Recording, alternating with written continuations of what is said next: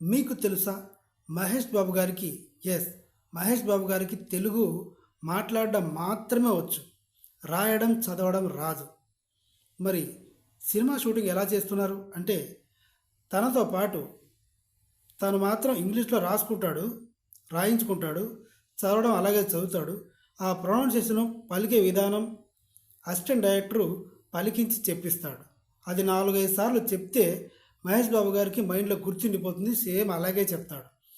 అందుకే మహేష్ బాబు గారి సినిమాల్లో చాలా షార్ట్గా ఉంటాయి డైలాగులు. లెంతీగా ఉంటే షూటింగ్ లేట్ అవుతుంది.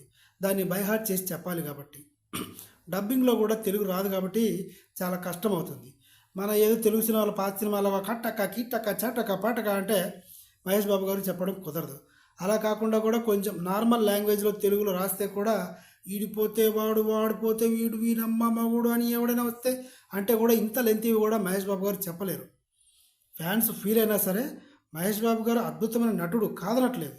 లాంగ్వేజ్ ప్రాబ్లం వల్ల లెంతీ డైలాగులు చెప్పడం మహేష్ బాబుతో ఇంపాసిబుల్. ఇది నేను చెప్పాలనుకున్నది. That's all.